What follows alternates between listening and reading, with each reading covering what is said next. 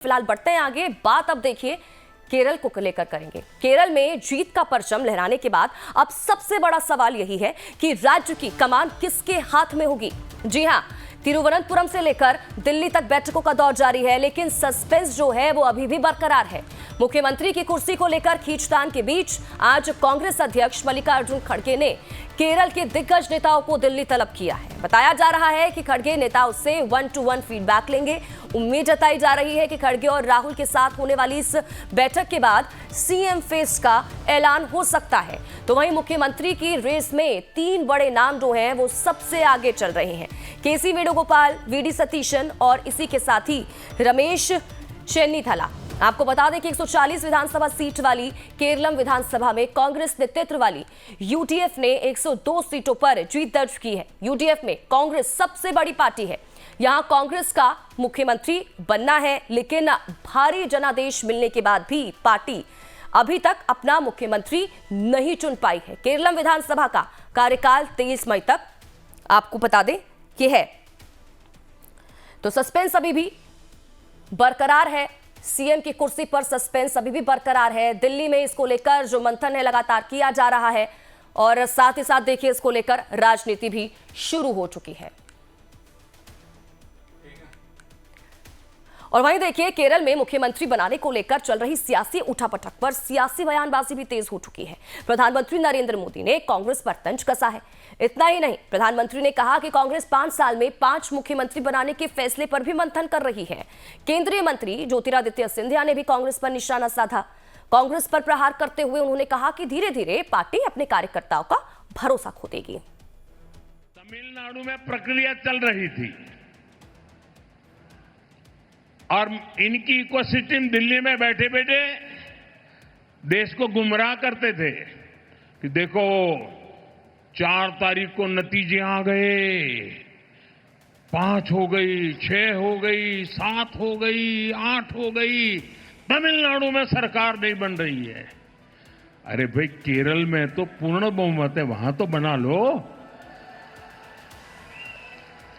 ये इकोसिस्टम केरल के लिए चुप है। नेता नहीं तर्क पर रहे। 2.5 साल की फॉर्मूला करे कि 1-1 साल के 5 मुख्यमंत्री की फॉर्मूला करे, अभी तक उनको नतीजा हाथ नहीं लग रहा है।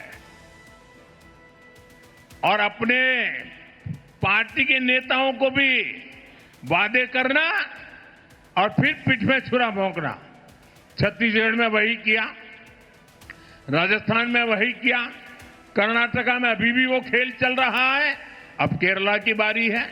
सर्वविदित हो गया है कि, और मैंने ये सदैव कहा है, पिछले मैं 6 सालों से कह रहा हूँ, कांग्रेस जनता के आशीर्वाद और प्यार के लिए भूखी नहीं है, लेकिन कुर्सी और सत्ता के लिए भूखी है। और जहाँ इसे कुर्सी और सत्ता मिलेगा वहीं कांग्रेस अपना मुंह मोड़ लेगी।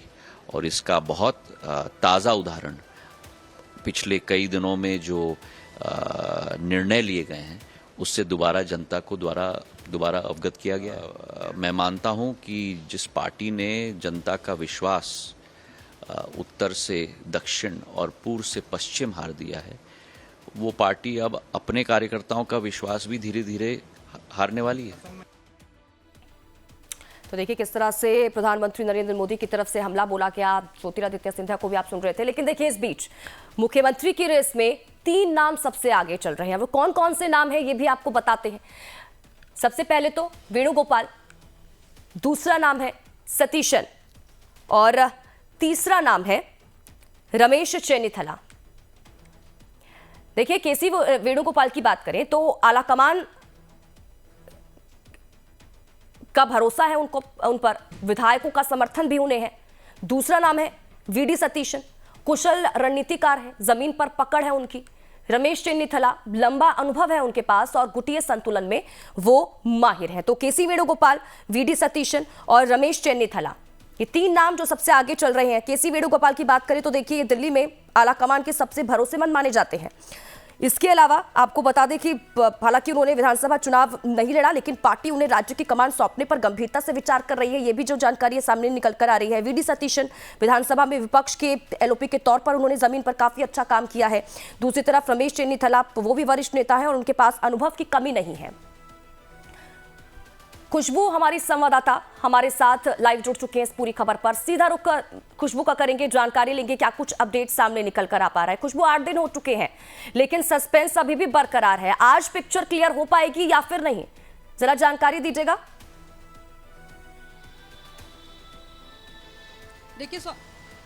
देखिए स्वाति, लगातार केरला के सीएम फेस को लेके जो खींचतान है वो जारी है।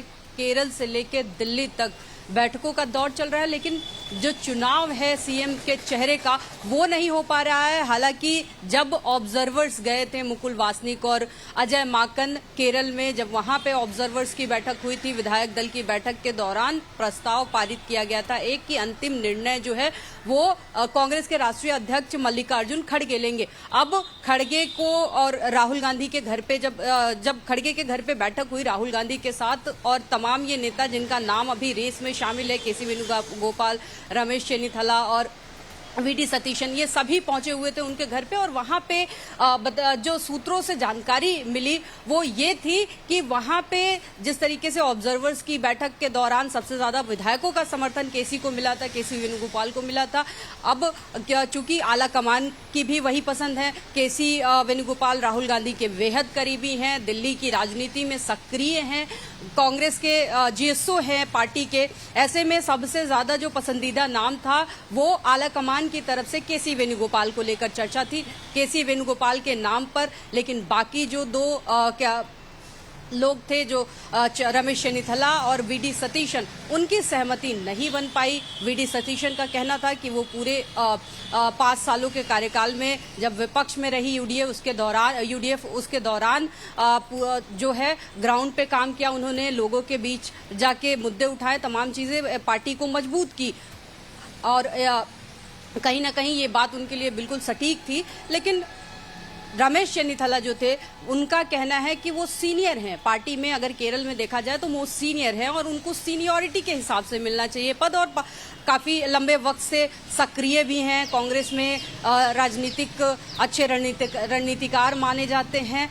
ये सारी चीजों को लेके जब आपसी सहमति नहीं बन पाई, इसके बाद कोशिश ये हो रही है कि रमेश चेन्नीथला को, अगर सूत्रों की माने तो, कि उनको स्पीकर बना दिया जाए, उनको स्पीकर पद का ऑफर दिया जा रहा है कि वो इस बात पे अग्री कर जाए। उसके अलावा वीडी सतीशन को इस बात पे मनाया जाने की कोशिश की जा रही थी कि उनको या तो डिप्टी सीएम का पोस्ट दिया जाए, या फिर इसके अलावा अगर बात की जाए तो गृह मंत्रालय देने की भी बात हो रही है, यानी मंत्रिमंडल में शामिल करने की बात हो रही है। लेकिन सहमति उसके बाद भी नहीं बन पाई। हलचल एक बार फिर से दिल्ली में तेज हो गई है। फिर से तमाम जो कांग्रेस के दिग्गज नेता हैं, पुराने जो नेता हैं केरलम के, उन सबको तलब किया गया है। जो पुराने प्रदेश अध्यक्ष हैं उनको दिल्ली तलब किया गया है। इसके अलावा के मुरलीधरन भी पहुंचे हुए हैं। लेकिन खुशबू, सवाल ये है कि मामला लटक क्यों रहा है, क्योंकि इससे पहले भी मुलाकात तो हुई है ना, बातचीत हुई है तीनों ही नेताओं से, तब भी जो पिक्चर है वो क्लियर नहीं हो पाई, कोई पार्टी फैसला ही नहीं ले पा रही है। अच्छा, बताया ये भी जा रहा है कि गुटबाजी की चीजें जो है वो भी सामने निकल कर आ रही हैं। जो पर्यवेक्षक पहुंचे थे उन्होंने भी नवनिर्वाचित विधायकों से बातचीत की, तो बटी हुई राय जो थी वो सामने निकल कर आई। मामला अटक क्यों रहा है, असल वजह क्या है, क्यों इतनी देरी लग रही है?